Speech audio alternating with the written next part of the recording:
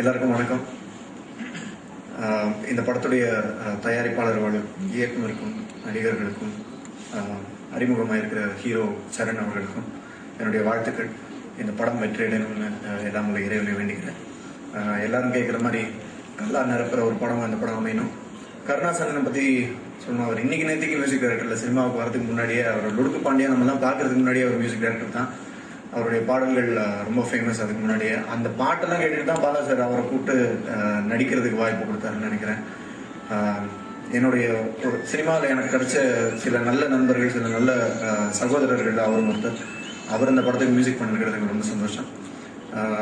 அவர் பேசும்போது சொன்னார், சேரன் சார் கூப்பிட்டாரு, நம்ம வெளியே வரணும்னு சொன்னார், நம்ம பண்ணுவோம்னு சொன்னார், அப்புறம் கூப்பிடல அப்படின்னு. அவர் எப்போ அவர் தான் சொல்லுவார். அழகிய படம் பார்த்து ரொம்ப சந்தோஷப்பட்டு வாழ்த்திட்டு படம் பண்ணுறேன் அப்படின்னு சொல்லி கூப்பிட்டு ஒரு படத்துக்கு அட்வான்ஸ் எல்லாம் கொடுத்து ஸ்கிரிப்ட்லாம் கொடுத்துட்டாரு.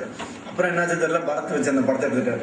ஆனால் கொஞ்ச நாள் கழிச்சு ஒரு 2-3 வருஷம் ஆனாலும் இப்போ திரும்ப கூப்பிட்டு முரண்கிற படத்தில் எனக்கு வாய்ப்பு கொடுத்துருக்காரு. அந்த படம் அது மாதிரி நீங்களும் சீக்கிரம் அவரோட ஒர்க் பண்ணுவீங்க. இன்னும் நிறைய பேசுறதுக்கு சேரன் சார் வெயிட் பண்ணிட்டு இருக்காரு. அதனால நான் அதிகமாக பேசலை. எல்லாருக்கும் வாழ்த்துக்கள், நன்றி. ட்ரெய்லர் நல்லா இருந்துச்சு, மியூசிக் ரொம்ப அழகாக இருக்குது, கேட்குறதுக்கு ரொம்ப ஜாலியாக குதூகூலமாக இருக்குது. நீங்கள் சொன்ன மாதிரி எல்லா ஒயின் ஷாப்லேயும் உங்கள் பாட்டு போவோம். அப்போ எல்லா ஒயின் ஷாப்லேயும் கருணாசை பற்றி பேசுவாங்க. இப்போ நீங்கள் எல்லா ஒயின் ஷாப்லேயும் வேலை பார்த்ததுக்கு சமமாயிடாது. அதனால் அந்த கவலையை விட்டுருங்க. உங்களுக்கு வாய்ப்பு கூடிய சீக்கிரம் உங்கள் வீட்டு கதவு தட்டும். நீங்கள் அதுக்காக எல்லா மேடையிலும் இப்படி சொல்லி காட்ட வேணாம். கூப்பிட்டு பாராட்டு வர கொடுக்கல, கூப்பிட்டு பாராட்டு வர கொடுக்கலன்னு சொல்லி காட்ட வேணாம். பிரச்சனை நீங்கள் இதை சொல்லியிருக்கவே கூடாது. நான் முரணை கொடுத்ததுக்கப்புறம் அதை சொன்னீங்கன்னா அப்புறம் என்னை பாராட்ட முடியாமே போயிடும். அப்புறம் யாருக்கா ஃபோன் பண்ணி பாராட்டினோம்னா ஆமா அவர் இப்படித்தான் பாராட்டு வராங்க, சான்ஸ் கொடுக்க கூடாதுன்னு சொல்லுவாங்க. இப்போலாம் பாராட்டுறதே கொஞ்சம் பயமா இருக்கு. இப்போ இனிமே பிரசன்னா இந்த படத்துல முரணில் ரொம்ப நல்லா நடிச்சிருக்காரு, என்னை விட சிறப்பாக நடிச்சிருக்காரு. அதனால விரும்பி தான் அவரை நான் அந்த படத்துல போட்டிருக்கேன், நல்ல நடிகர்னு.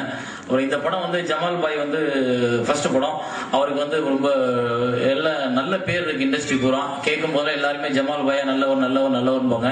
எனக்கு கூட ரொம்ப நல்லவர், எனக்கு கடன்லாம் கொடுத்துருக்காரு.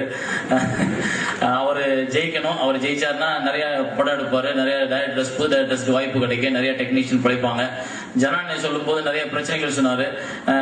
தேட்டருக்காரங்களும் பேசும்போது நிறைய பிரச்சனைகள் சொன்னாங்க. உண்மைதான். ஆனா அந்த பிரச்சனை இந்த கூட்டத்தில் பேசி, இங்க இருக்கவங்ககிட்ட பேசி ஒரு பிரச்சனை நடக்க போறதில்ல. நம்மளாம் ஒரு கூட்டம் போட்டு சினிமா இண்டஸ்ட்ரி சேர்ந்த எல்லாரும் உட்காந்து பேசணும்னா அதுக்கு ஒரு தேர்வு கிடைக்கும்ன்றது என்னுடைய எண்ணம். அப்புறம் படத்தில் நடிச்சிருக்க கதாநாயகன் ரொம்ப நல்லா இருக்காரு, கொஞ்சம் அஜய் தேவ்கான் மாதிரியே இருக்காரு. அதனால அவர் ஹிந்திக்கு கூட ட்ரை பண்ணலாம். கொஞ்சம் அந்த சாயல் இருக்கு. அதனால அவர் போலீஸ் ட்ரெஸ் போட்டு கூட கொஞ்சம் லேசா தாடி விட்டுக்கிட்டாருன்னு நினைக்கிறேன். அஜய் தேவ்கான் மாதிரி இருக்கான்னு யாரும் சொல்லியிருப்பாங்க. நேமாவும் கேர்ள் ஃப்ரெண்ட் யாரும் சொல்லியிருப்பாங்கன்னு நினைக்கிறேன். அப்படி இருக்கலாம். அப்புறம் என்ன படம் டைம் ரொம்ப ஆச்சு, அதனால வேகமாக பேச வேண்டியிருக்கு. 11 மணி ஆகி போச்சு. ஆடியோ ரிலீஸ் பண்ணிட்டு எல்லாம் வீட்டுக்கு போகணும். தேட்டர் முறையில் பின்னாடி உட்காந்து எல்லாரும் நல்லா பேசினாலும் சிரிச்சு பேசினாலும் அவர் எப்பவும் சிரிச்சு பேசுறாரு. இன்னைக்கு உம்முன்னு உட்காந்துருக்காரு. என்னன்னா மணியை பாக்குறாரு. 11 ஆகி போச்சு, 11 ஆகி போச்சு, முடிக்க மாட்டாங்க. அவர் பேசினாலும் ரொம்ப காமெடியா பேசுவாரு. அவர் பேசும்போது டயத்தை பார்க்க மாட்டாரு, கையை உள்ள விட்டுவார், வாட்ச் இருக்க கையை உள்ள விட்டுட்டு தான் பேசுவாரு. ஆனா இன்னைக்கு உம்முன்னு உட்காந்துருக்காரு. என்னன்னு கேட்டா தேட்டரை கொடுத்து விட்டா 11 முடிப்பாங்க, முடிக்கல, வெளியில கூட்டம் இருக்குன்னு பாக்குறாரு. சோ இந்த படம் பெரிய ஜெயிக்கணும். திருமலை நல்ல டைரக்டர், நல்லா வரக்கூடியவர்.